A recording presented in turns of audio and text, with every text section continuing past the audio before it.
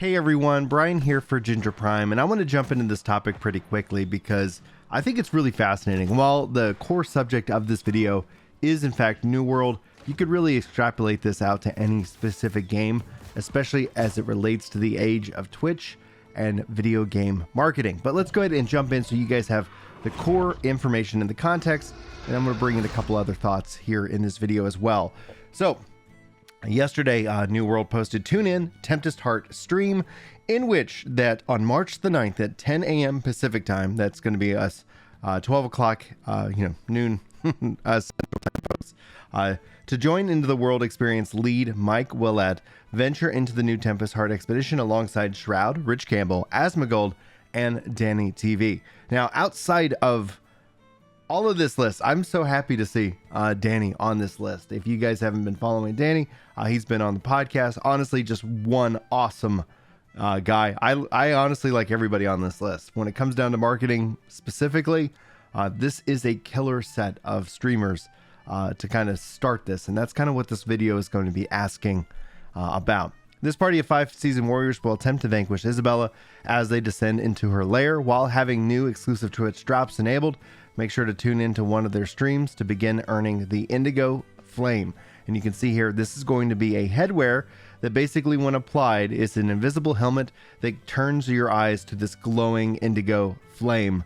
And I honestly think it's pretty dadgum impressive when you break it down. So the Twitch drop is going to stay exclusive to Shroud, Rich Campbell, Asmongold, and Danny until March 13th, when it will open up to everyone in the New World category who wants to enable it for their streams. It's going to stay live until March 22nd at 8 a.m. Pacific time, 4 p.m. UTC. And then you'll need to tune into the streams for the drop enabled in order to get for a total of 2 hours to receive the Indigo Flame. For details on how to claim it, you can always follow the Indigo page drop. So this is where we get into it. Now, for me personally, as a father of 5, as somebody who plays a handful of MMORPGs, Destiny, Final Fantasy XIV, New World, when I look at it, it's like I'm not expected to be on anybody's list at all. Like I'm not going to stream to the level in which that I'm going to even get the attention of it. So don't think about this video and what I'm about to say is really kind of my direction, because at the end of the day, I just am happy to make videos and video games. Hopefully at some point I'll finally release my video game, but I'm really just happy to share like my love of games. And so when I look at the core aspect of marketing and what their objective is, it's like them putting a list with Asmongold, Rich Campbell, Danny, and Shroud.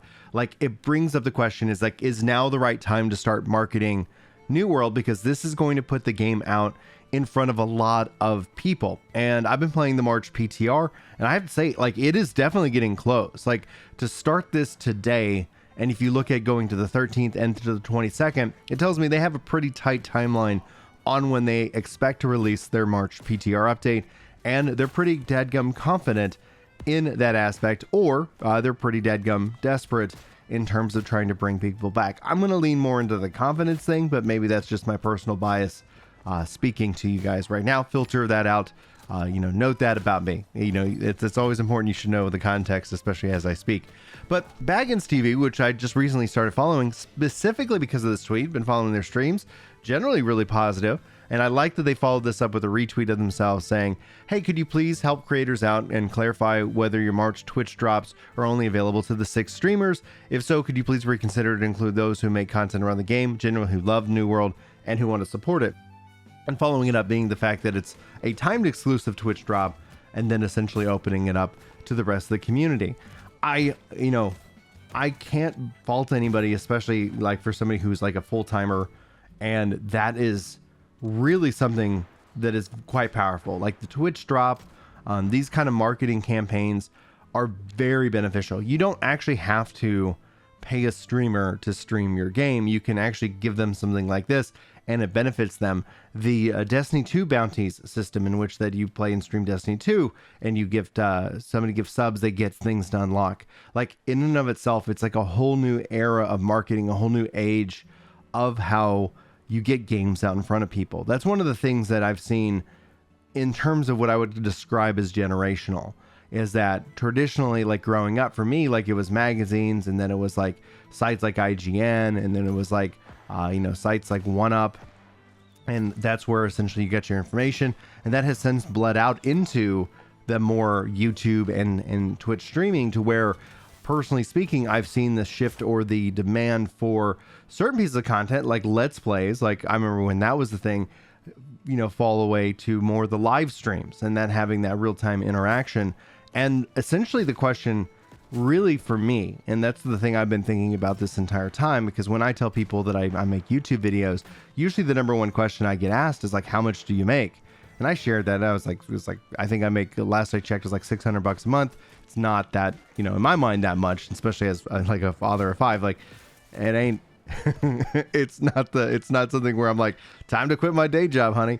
But like at its core, like it's not really in my mind about the money. Like I see what I see in the industry is it's really about the power of that influence. And I saw this firsthand when I was teaching a class up at my local church, where a lot of the kids were at the time talking about ninja. Like it was all about ninja, and it was all about Shroud, and it's all about, and then we saw that the impact it had with the Final Fantasy 14 with Rich and Asmon coming into that over the course of the summer, and just that level of influence and that level of power, even if they aren't themselves asking for it, even if they aren't really driving in deep and going into like not trying to like abuse it, but essentially like when I see people talk about like, why do people even comment on something that Josh Strife Hayes says or Asmongold says or so and so says?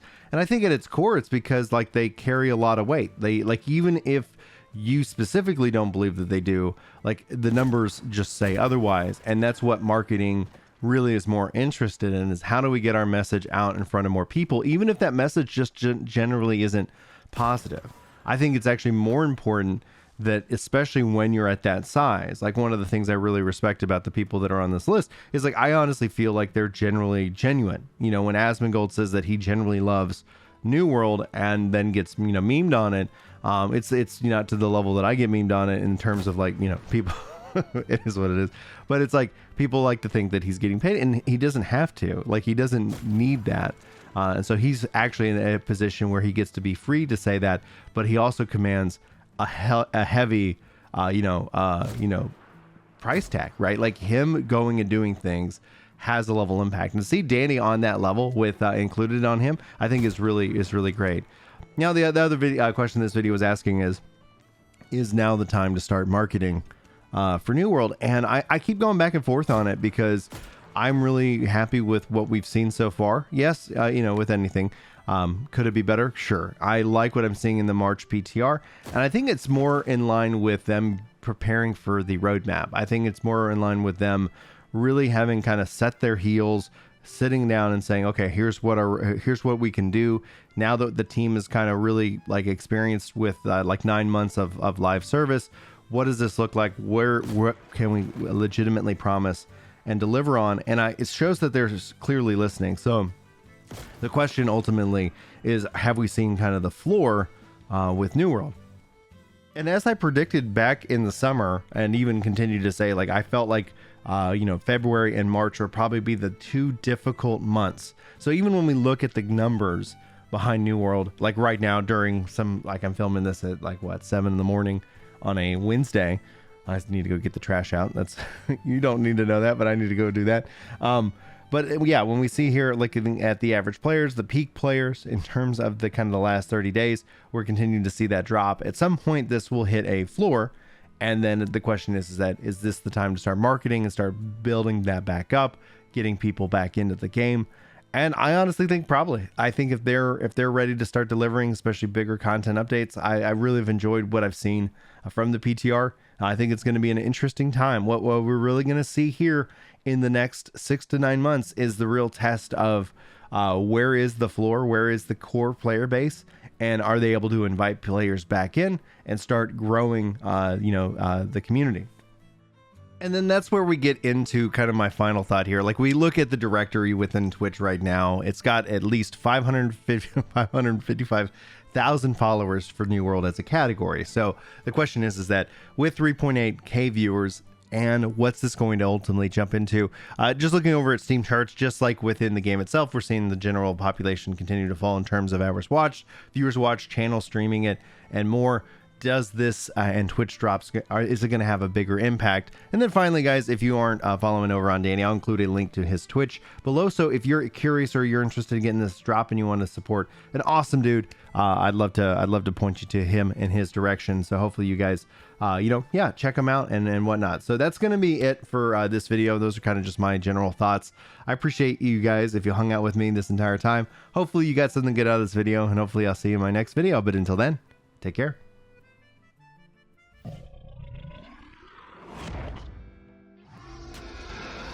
Yeah.